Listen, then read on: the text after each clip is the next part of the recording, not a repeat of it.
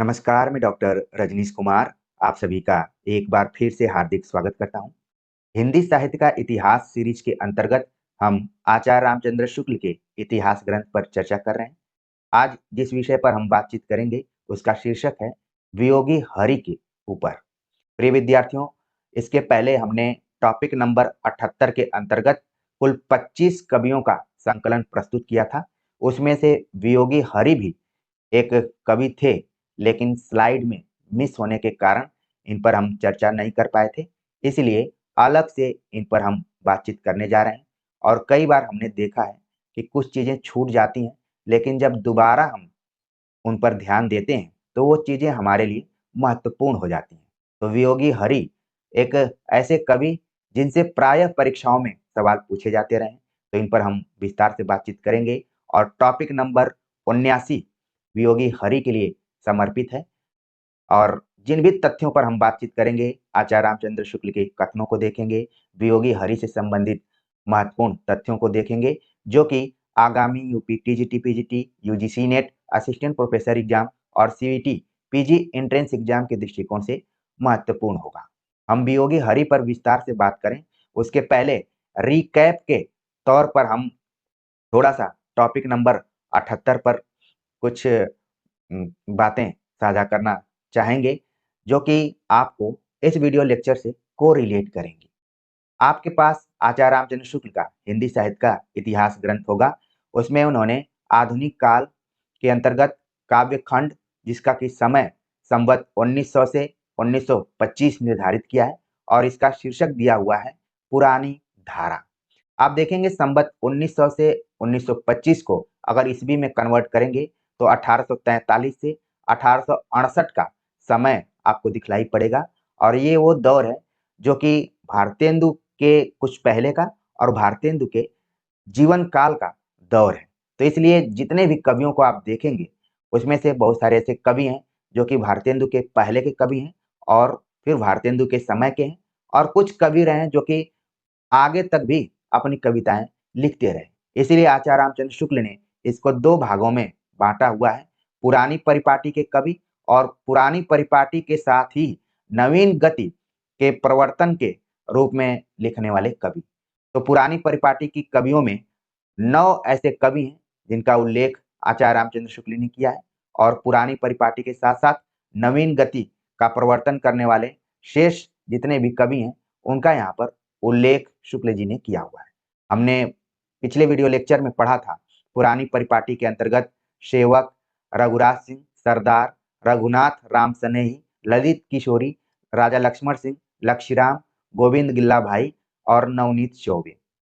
इसके अतिरिक्त हमने पुरानी परिपाटी के साथ साथ नवीनता को लिए हुए कवियों के बारे में पढ़ा, जिसमें भारतेंदु हरिश्चंद्र, अंबिका दत्त व्यास, प्रताप नारायण मिश्र, प्रेम घन, जगमोहन सिंह। अंबिका दत्त व्यास का उल्लेख आचार्य रामचंद्र शुक्ल ने दो दो जगह पर किया हुआ है। रामकृष्ण वर्मा, लाला सीताराम, हरिऔध, श्रीधर पाठक और रत्नाकर, पूर्ण, वियोगी हरि और भार्गव, ये सभी कवि हैं जो कि पुरानी परिपाटी के हिसाब से लिख रहे थे, लेकिन इनके विषय वस्तु कुछ नए थे। अब यहाँ पर पुरानी परिपाटी का जब भी जिक्र किया जा रहा है तो आपके दिमाग में आदिकाल, भक्तिकाल और रीतिकाल की जो परंपरा रही, खासतौर से विषय वस्तु के दृष्टिकोण से या फिर भाषा के दृष्टिकोण से, उसको ध्यान में रखना है। तो दोनों परिपाटियों को यहाँ पर हम देख लिए और देखेंगे कि जो वियोगी हरि ये पुरानी परिपाटी के साथ साथ नवीन गति के प्रवर्तकों के अंतर्गत शामिल किए गए हैं। तो चलिए देखते हैं कि आचार्य रामचंद्र शुक्ल ने इनके बारे में क्या लिखा है और क्या महत्वपूर्ण है।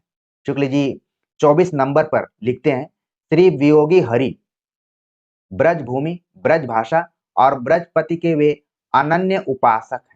पहला वाक्य आप देख रहे हैं कि आचार्य रामचंद्र शुक्ल अभी तक जितने भी ब्रज भाषा या ब्रज क्षेत्र के कवियों के बारे में चर्चा की थी, उसमें से किसी के बारे में इस तरीके की उपमाएं नहीं दी थी।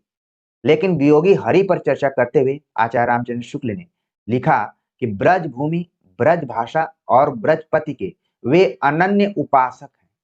बहुत ही महत्वपूर्ण एक कथन है। आप लोग अगर थोड़ा सा विकल्प में इधर उधर कर दिया जाए तो बहुत सारे विद्यार्थी यहाँ पर कंफ्यूज हो सकते हैं। लेकिन अनुराज हिंदी एकेडमी पर जुड़े हुए विद्यार्थी तुरंत बता देंगे कि ये बात आचार्य रामचंद्र शुक्ल ने श्री वियोगी हरि के संदर्भ में कही है कि ब्रज भूमि, ब्रज भाषा और ब्रजपति के वे अनन्य उपासक हैं। अगला जो वाक्य है वो और महत्वपूर्ण है। आचार्य रामचंद्र शुक्ल लिखते हैं, ऐसे प्रेमी रसिक जीव इस रूखे जमाने में कम दिखाई पड़ते हैं। आचार्य रामचंद्र शुक्ल जिस जमाने की बात कर रहे हैं, शायद उसमें रूखापन ज्यादा था, लेकिन उसमें जो रसिकता लाने की कोशिश ये वियोगी हरि जैसे कवियों ने किया।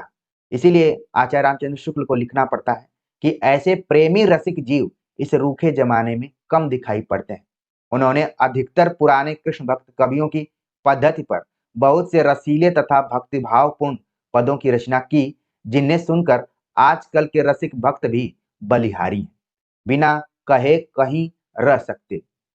यानी कि वियोगी हरि की जो भी भक्ति भावपूर्ण रचनाएं रही हैं, वो लोगों के जुबान पर रही हैं, या फिर लोग उन्हें सुनने के लिए आतुर या व्याकुल रहा करते थे। तो इन वाक्यों को जरूर आप ध्यान में रखिए, जो कि परीक्षाओं के दृष्टिकोण से महत्वपूर्ण है, कभी भी पूछे जा सकते हैं। आगे शुक्ल जी लिखते हैं, इनकी इस प्रकार की रचनाएं प्रेम शतक, प्रेम पथिक, प्रेमांजलि आदि में मिलेंगी। आप देखेंगे कि इसके पहले भारतेंदु हरिश्चंद्र और जगमोहन सिंह की कुछ ऐसी रचनाएं थी जिनमें कि प्रेम शब्द लगा हुआ था, जो कि परीक्षाओं में कंफ्यूजन क्रिएट कर सकता है। इसलिए आपको एकदम से क्लियर करके रखना है कि प्रेम से जुड़ी हुई रचनाएं किन किन कवियों की हैं। तो यहाँ पर वियोगी हरि की जो रचनाएं हैं, प्रेम शतक, प्रेम पथिक और प्रेमांजलि, इन तीनों रचनाओं को खासतौर से ध्यान में रखिए। और वियोगी हरि के ऊपर तत्कालीन स्वाधीनता आंदोलन का प्रभाव भी दिखलाई पड़ता है और गांधी जी का भी प्रभाव इनके ऊपर दिखाई देता है। तो इनके कुछ यहाँ पर ग्रंथ हैं जिनको कि हम देखकर इस बात को पुष्ट कर सकते हैं।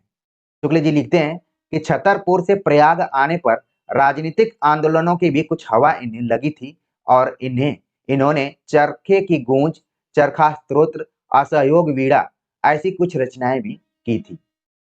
सवाल पूछा जा सकता है कि किस कवि की कविताओं में चरखा को केंद्र में रखा गया है। चरखा स्वाधीनता आंदोलन का एक प्रतीक भी था और गांधी जी इसको काफी बढ़ावा भी दिए थे, तो जिसका प्रभाव वियोगी हरि पर भी दिखलाई पड़ रहा है। इसीलिए इन्होंने लिखा चरखे की गूंज, चरखा स्तोत्र, असहयोग वीणा। तो जिस तरीके से आपको प्रेम शतक, प्रेम पथिक, प्रेमांजलि रचनाओं को ध्यान में रखना है, उसी तरीके से चरखे की गूंज, चरखा स्तोत्र, असहयोग वीणा को भी ध्यान में रखना है। लेकिन वियोगी हरि को जिस रचना की वजह से हम जानते हैं, हम आगे उसके ऊपर बात करने जा रहे हैं। आचार्य रामचंद्र शुक्ल लिखते हैं कि भले चरखे की गूंज, चरखा स्तोत्र, असहयोग वीणा रचनाएं की थी, पर उनमें इनकी स्थायी मनोवृत्ति न थी। यह अवश्य है कि देश के लिए त्याग करने वाले वीरों के प्रति इनके मन में अपार श्रद्धा है। वियोगी हरि जी ने वीर सतसई नामक एक बड़ा काव्य दोहों में लिखा है, जिसमें भारत के प्रसिद्ध वीरों की प्रशस्तियां हैं।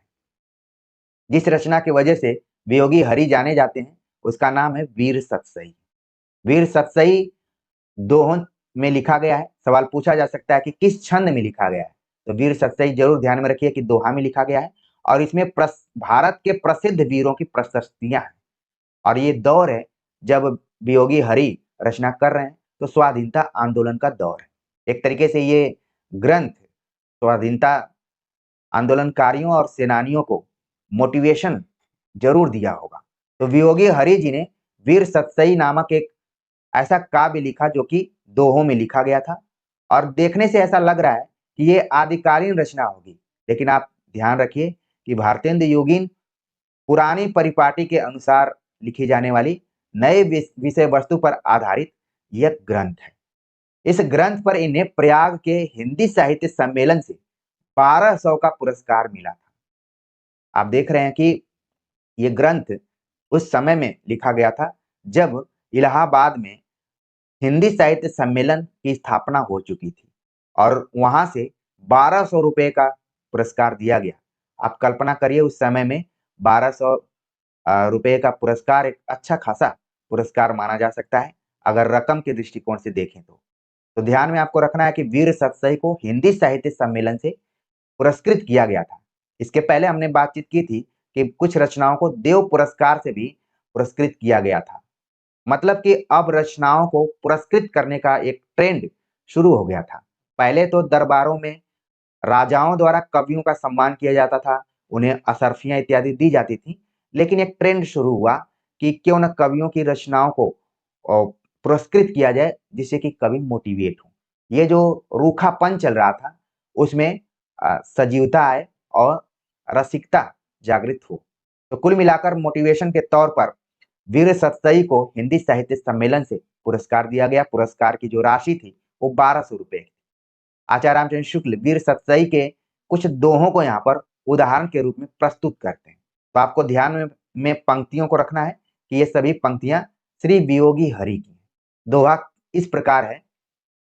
पावस ही में धनुष अब, नदी तीर ही तीर, रोदन ही में लाल दृग, नवरस ही में वीर, जोरी नाव संग सिंह, पद करत सिंह बदनाम, हवै कैसे सिंह तुम, करी श्रृंगाल के काम, या तेरी तरवार में नहीं कायर अब आब, दिल हूं तेरो बुझ गयो, वामे नेक न ताब।